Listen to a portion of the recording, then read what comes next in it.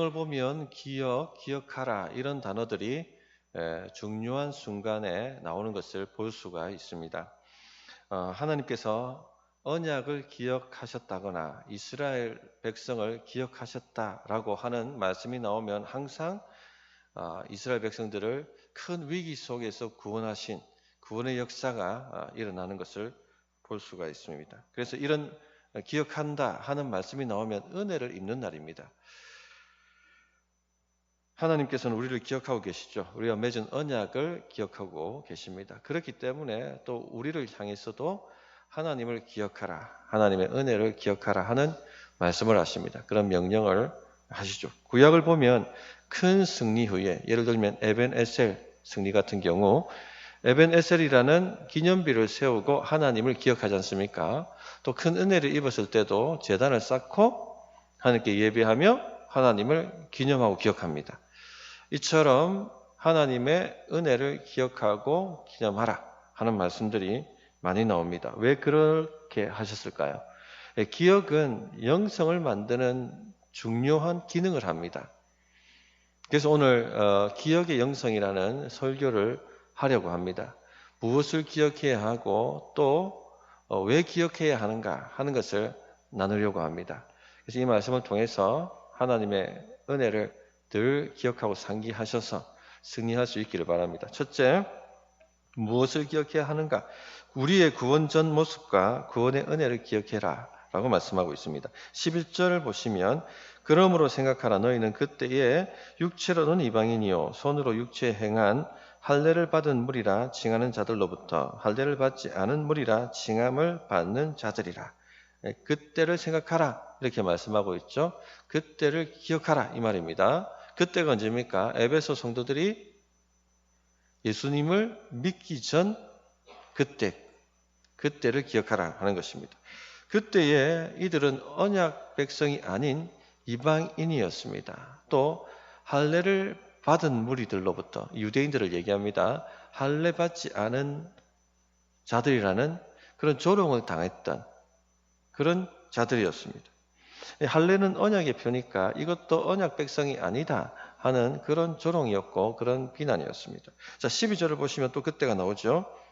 그때 너희는 그리스도 밖에 있었고 이스라엘 나라 밖에 사람이라 약속의 언약들에 대하여는 외인이요 세상에서 소망이 없고 하나님도 없는 자이더니 당연히 예수 믿지 않으니까 그리스도 밖에 사람들이었을 것이고 또 참 이스라엘 나라 밖에 사람이었죠.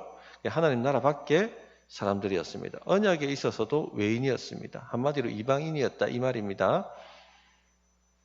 11절부터 12절까지 뭐가 자꾸 중첩되고 있습니까? 이방인, 할례 받지 않은 무리, 그리스도 밖의 사람, 이스라엘 나라 밖의 사람, 언약의 외인 모두 다 이방인이었다. 언약 밖의 사람이었다. 언약 백성이 아니었다. 라는 것을 중첩해서 지금 쓰고 있는 것입니다. 한마디로 하나님과 상관없이 살았고 소망 없이 살았다. 그런 자였다 하는 것입니다. 그래서 결론적으로 세상에서 소망이 없고 하나님도 없는 자이더니 라고 말씀을 하고 있는 것이죠. 세상 사람들이 하는 말이 있습니다. 죽고 나면 아무 소용없으니까 살아있을 때 먹고 놀자. 그래서 노세 젊어서 노세 이런 노래도 있지 않습니까? 왜 이런 노래를 부릅니까? 왜 이렇게 얘기합니까? 죽으면 끝이기 때문에 소망이 없죠. 죽고 난 이후에 소망이 없습니다. 하나님 나라 소망이 없습니다. 영원한 생명에 대한 소망이 없습니다. 그러니까 이 땅에서 먹고 노는 것이 유일한 목적이고 희망이고 낙일 뿐인 것이죠. 인생의 목표가 먹고 노는 것입니다. 이 땅에서 욕망하는 것입니다. 소망이 없으니까. 이것이 세상 사람들의 모습입니다. 왜 태어났는지, 왜 살아가는지, 어디로 향해 가고 있는지 인생의 의미와 목적도 모릅니다. 인생의 의미와 목적을 모르고 산다는 것이 얼마나 비참한 일입니까? 인생의 목적과 의미를 모르고 살아가는 존재가 있죠. 짐승들이죠, 짐승들. 그래서 유다서에 보면 그들은 이성 없는 짐승같이 본능으로 아는 그것으로 멸망하느니라. 그렇게 말씀하셨습니다. 우리도 이와 같았습니다.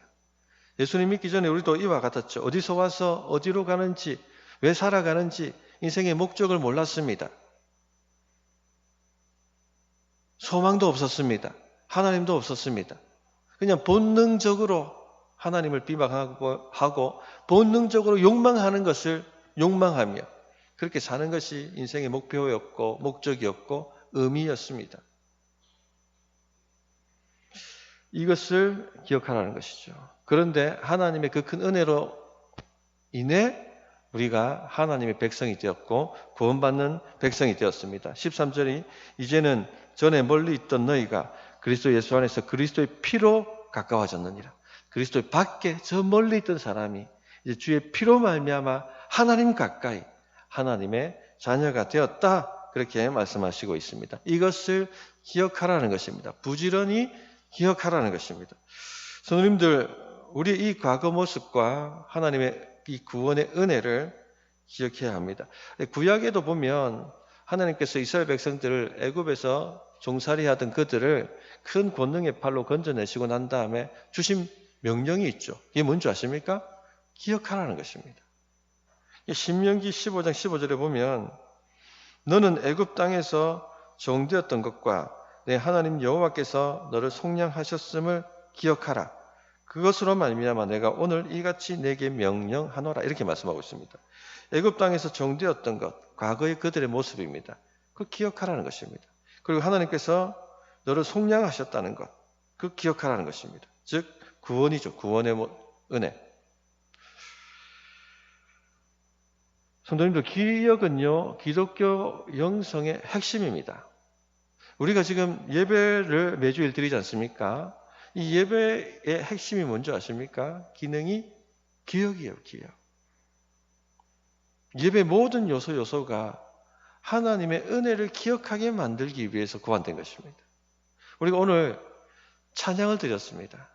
찬양을 부를 때 뭘 불렀습니까? 하나님의 은혜를 감사하며 그 은혜를 높였죠. 죄에서 자유를 얻게 하면 주의 보혈, 이런 찬양만 보더라도 우리가 어떤 존재였고 어떻게 구원을 받았는가 하는 것을 감사하며 노래하게 되어 있습니다. 이 기억하는 것이죠. 또 기도를 했습니다. 기도할 때도 뭡니까? 죄에서 우리를 건져내신 그 하나님의 은혜를 기억하면서 기도를 하죠. 사도신경을 우리가 고백했습니다. 사도신경도 그 요소를 보십시오. 우리가 어떤 존재였고 성부, 성자, 성령이 어떤 은혜를 통하여 구원을 받았는가 하는 것을 우리 입술로 고백을 하게 만들고 있습니다. 말씀을 듣는 것도 마찬가지죠. 말씀도 계속 하나님의 구원의 은혜를 집중적으로 기억하고 상기하게 만들고 있습니다. 성찬 예식, 우리가 이제 31일 부활절에 성찬을 하는데 성찬 예식은 이것의 완전히 결정판이죠. 우리의 과거가 어땠고 또 어떤 은혜를 입었는가, 어떻게 구원을 받았는가 하는 것을 눈으로 보고 몸으로 체험하고 귀로 듣고 오감으로 그것을 기억하게 만들고 있습니다. 기독교 교육도 마찬가지입니다. 우리 자녀들에게 암송시키고 찬송을 가르치고 또 복음의 교리를 계속 교육하는 것도 무엇입니까? 기억하게 만드는 것이죠.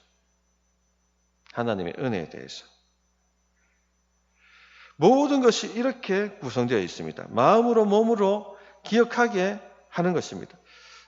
성도님들, 이것이 이 기독교 영성의 핵심입니다. 그러므로 우리가 구원받기 전에 어떤 존재였고 어떤 은혜를 통하여 구원을 받았는가 하는 것을 부지런하게 기억하셔야 합니다. 늘 상기하며 감사하며 찬양하며 아침마다 감사하고 찬양하고 밤마다 잠들기 전에 감사하고 찬양하고 수시로 무시로 그렇게 하시기 바랍니다. 그것이 영성을 만듭니다. 영성을. 왜 그렇게 해야 됩니까, 목사님? 이런 질문이 생기겠죠. 그 이유를 좀 설명드리겠습니다. 첫째는요, 하나님을 잊어버리지 않기 위해서 기억하라고 하시는 것입니다.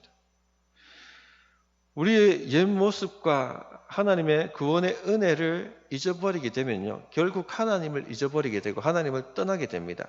이스라엘 역사 중에 가장 비참했던 시기가 사사기 시기입니다. 우상 숭배하고 그들이 다 정복했던 땅을 오히려 빼앗겨버리고 그들이 노예로 삼았던 사람들이 나중에 주인이 되어서 그들을 노예 삼고 착취하고 빼앗고 이런 삶을 살았죠. 왜 이렇게 살아야 했습니까? 하나님께서 그 이유를 사사기 8장 34절에 이렇게 설명을 합니다. 이스라엘 자손이 주위의 모든 원수들의 손에서 자기들을 건져내신 여호와 자기들의 하나님을 기억하지 아니하며, 하나님을 기억하지 않았다는 것이죠. 어떤 하나님요? 그들을 강한 편팔과 손으로 그들의 원수들에게서 건져내신 하나님, 그 하나님을 잊었다는 것입니다. 하나님을 잊으니까, 하나님을 떠나니까 세상 사람처럼 되고, 그러니까 하나님의 진노를 받을 수밖에 없는 그런 인생이 되었다는 것입니다. 성도님들, 마귀는 항상 틈을 탑니다. 지금도 틈을 탑니다. 틈만 조금만 보이면은 훅 하고 세상을 집어넣습니다. 누가복음 17장에 보면 10명의 문둥병자들이 예수님께 나와서 고쳐주시기를 구합니다. 예수님께서 제사장에게 가서 보이라고 말씀하십니다. 모세 율법에 보면 문둥병자들이 나으면 누구한테 갑니까? 제사장들에게 가서 자기 몸을 보이고 검사받습니다. 그리고 다 나았으면은 정하다라는 판결을 받고 다시 마을로 복귀할 수가 있었습니다. 예수님께서 제사장에게 가서 내 몸을 보이라 라고 말씀하신 것은요, 이미 다 나았으니 믿고 가라는 것이지 않습니까? 10명의 문둥병자들이 믿었습니다. 믿고 걸어가는데 진짜 나았습니다. 떨어져 나갔던 손가락이 다시 재생이 되었고요. 썩어 들어가던 그 피부가 다시 뽀송뽀송하게 아기 피부처럼 새롭게 고쳐진 것입니다. 얼마나 놀랐겠습니까? 걸어가다가 이들이 얼마나 깜짝깜짝 놀랐겠습니까? 그런데 예수님께 돌아온 사람은 몇 명이었습니까? 한 명이었어요. 사마리아인. 주님 물으셨죠. 다 고침받지 않았느냐? 9명은 도대체 어디 갔느냐? 어디 갔습니까? 세상으로 돌아갔습니다. 잊어버렸기 때문에. 그 구원의 은혜를 잊어버리는 순간 마귀는요, 세상을 집어넣습니다. 세상으로 다 돌아가 버린 것이죠. 그러므로 하나님을 잊어버리지 않기 위해서 우리가 어떤 존재였고 어떻게 구원받았는가 하는 것을 부지런히 기억을 해야 합니다. 우리가 예배를 빼먹으면 안 됩니다. 주일 성수를 해야 합니다. 그런 이야기를 많이 듣고 또 교회는 항상 그것을 가르칩니다. 왜 그렇습니까? 앞에서 말씀드렸습니다만 예배의 모든 순서, 그 예전의 모든 순서가 다 하나님을 기억하게 만들도록 구안되어 있다라고 말씀을 드렸죠. 우리가 마땅히 피조물이기 때문에 창조자이신 하나님을 예배해야 합니다. 그러나 우리의 유익을 위해서도 예배를 해야 됩니다. 기억하기 위해서. 하나님 잊지 않기 위해서. 온 마음으로 온 몸으로 하나님의 은혜를 기억하기 위해서. 성도님들, 그래서 예배만 잘 드려도 하나님을 잊어버리지 않습니다. 예배만 잘 드려도요, 하나님을 떠나지 않습니다. 그런데 예배를 드리기를 멈추는 순간부터 하나님을 떠나기 시작합니다. 실제로 그렇게 된다는 것입니다. 제가 종종 설교하면서 제 청소년 시기에 대해서 말씀을 드린 적이 있습니다. 저는 주일 학교 때까지 교회를 잘 다녔습니다. 전도도 좀 하고 막 그렇게 열심히 했습니다. 그런데 중학교 올라가면서 이 세상물을 먹어가지고 교회를 떠났습니다. 하나님을 떠났습니다. 그래서 교회를 떠난 사람을 제가 이해합니다. 왜 떠났느냐? 하나님을 잊어버렸기 때문에 떠난 것입니다. 은혜를 잊어버렸기 때문에. 기억하지 않았기 때문에.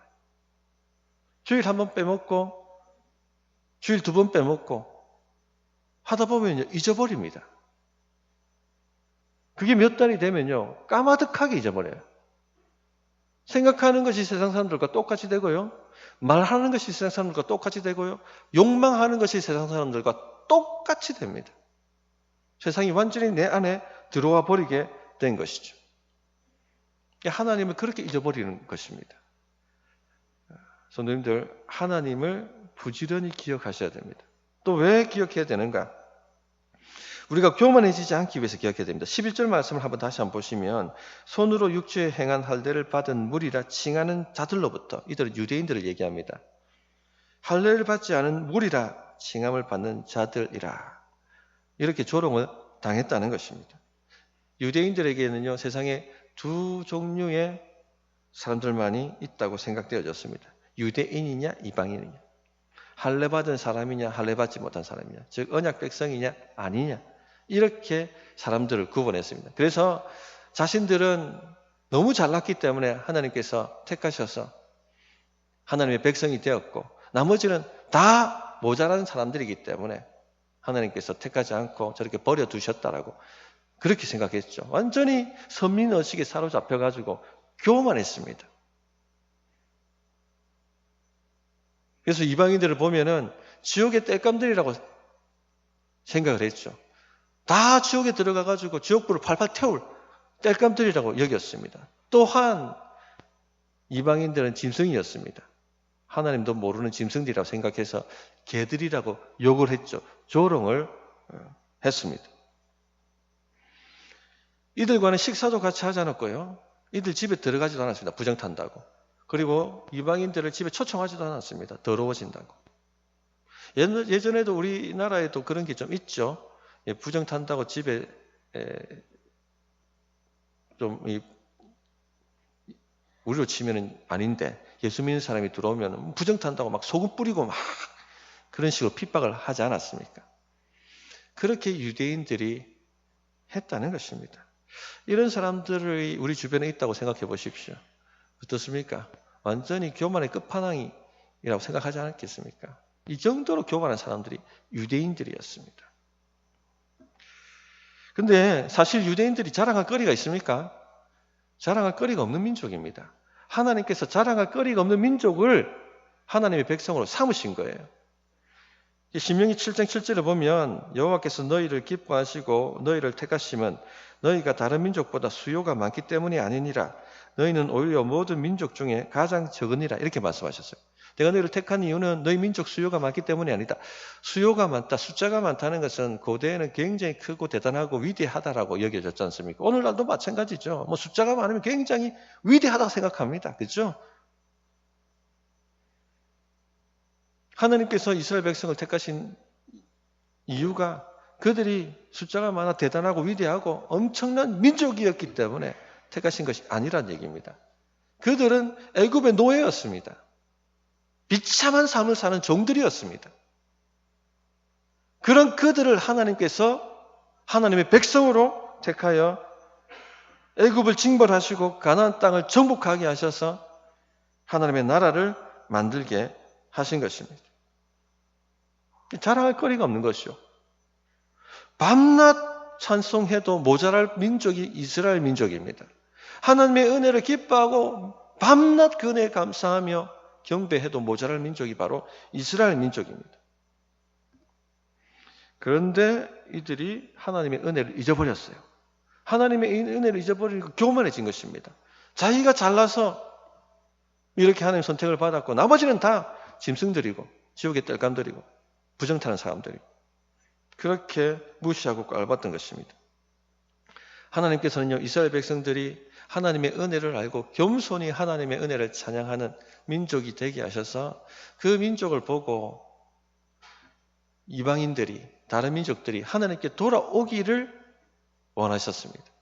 그러나 이거는 그렇게 된 게 아니라 오히려 막 자기가 더 교만해져 가지고 모든 민족들이 막 학을 띨 정도로 머리를 흔들 정도로 하나님의 영광을 가릴 정도로 그렇게 되었던 것입니다. 그런데요, 하나님의 은혜로 구원받은 이방인 성도들도 그렇게 교만해지더라는 것입니다. 하나님의 은혜로 구원을 받았던 그 에베소에 있는 이방인 성도들도 자랑하고 유대인 성도 깔보고 유대인들 무시하고 그러더라는 겁니다. 로마서 11장 17절 보면 18절 보면 그것이 나오죠. 또한 가지 얼마가 꺾이었는데 돌 감람나무인 내가 그들 중에 접붙임이 되어 참 감람나무 뿌리의 진액을 함께 받는 자가 되었은즉 그 가지들을 향하여 자랑하지 말라. 자랑했다는 것이지 않습니까? 돌 감람나무는 이방인을 얘기합니다. 이 이방인들이 예수를 믿어 구원받고 참 감람나무인 참 이스라엘의 접붙임을 당했습니다. 그리고 이 접붙임을 위해서 믿지 않는 이스라엘 가지를 얼마를 쳤습니다. 그랬더니 자기가 잘나가지고 잘 믿어서 구원받은 줄 착각하고 믿지 않는 유대인들 비방하고 무시하고 그렇게 했다는 것이죠. 하나님의 은혜를 잊어버린 것입니다. 하나님의 은혜를 잊어버리면요, 교만해집니다. 성도님들, 우리는 어떻습니까? 우리는 어떤가요? 예수 안 믿는 사람들 무시하고 있지는 않습니까? 저 부정 타는 사람들, 상종 못한 사람들 이렇게 여기고 정죄하지는 않습니까? 우리는 뭔가 특별해서 택함을 받은 사람인 것처럼 그런 마음, 그런 태도를 가지고 살아가고 있지는 않습니까? 교회에 와서도 여전히 자랑하는 것을 멈추지 않고 있지는 않습니까?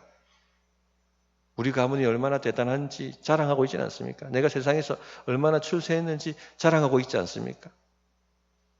내가 얼마나 많이 헌신하고 섬기고 있는지 자랑하고 있지 않습니까? 내가 어떤 직분을 가졌는지 자랑하고 있지는 않습니까? 우리는 자랑할 거리가 없어야 돼요. 하나님은 찬양해야 됩니다. 그래서 에베소서 1장에 보면은 왜 우리를 구원하셨느냐? 하나님의 은혜를 찬송하게 하려 하십니다. 진정한 예배자가 되는 것입니다.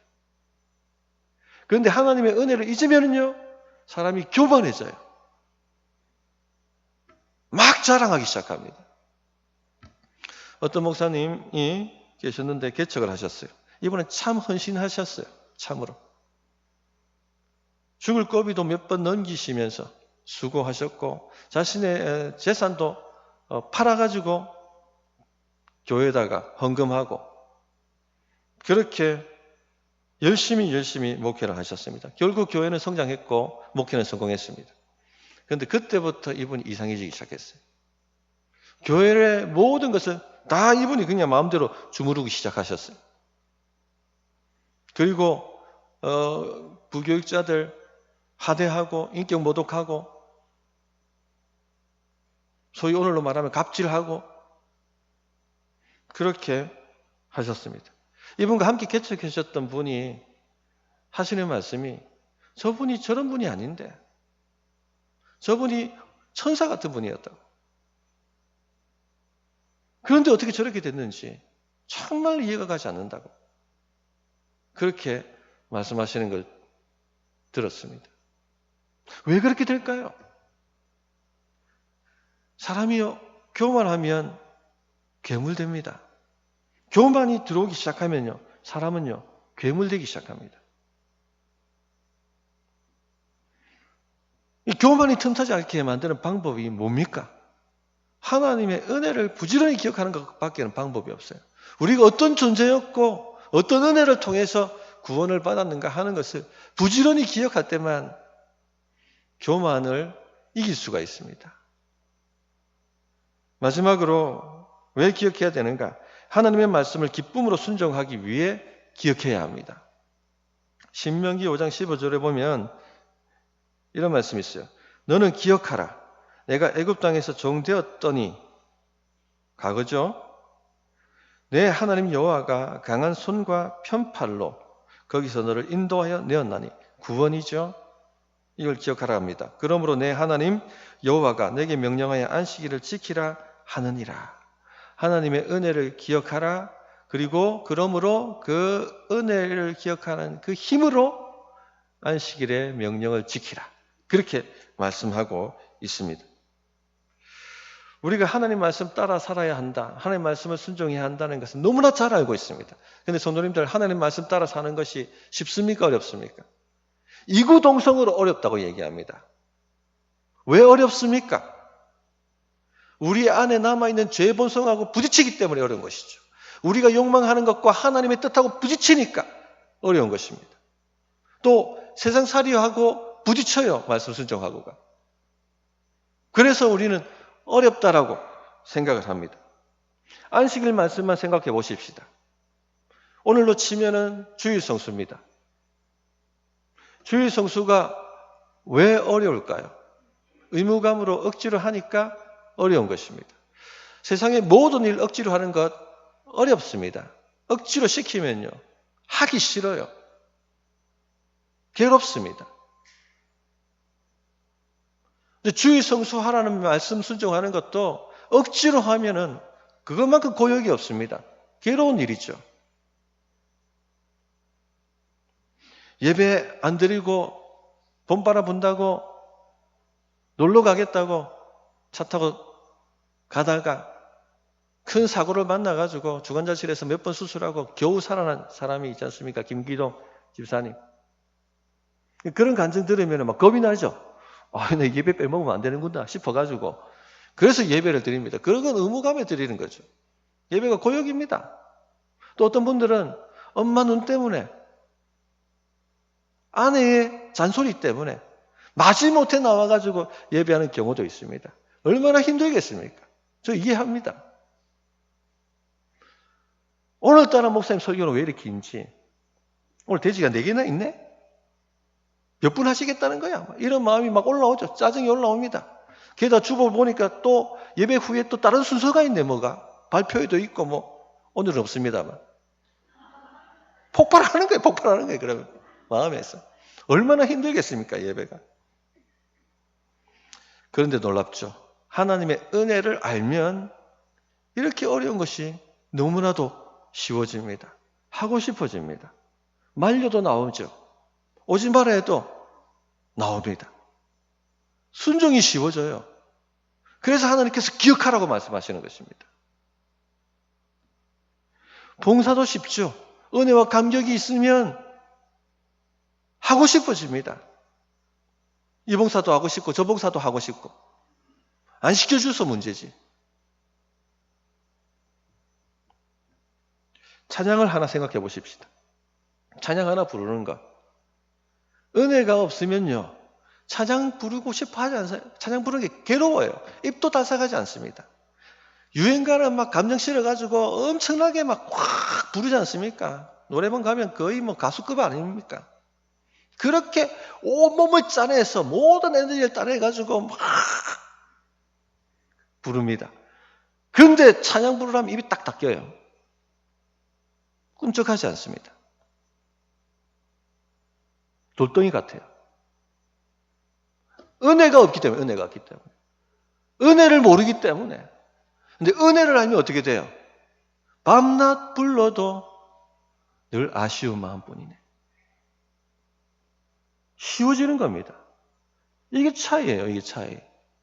그렇게 어려웠던 것이 이렇게 쉬워지는 수가 있는가?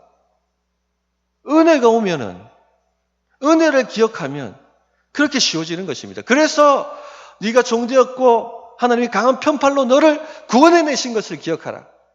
그러므로 하나님의 말씀을 지키라 라고 하시는 것입니다.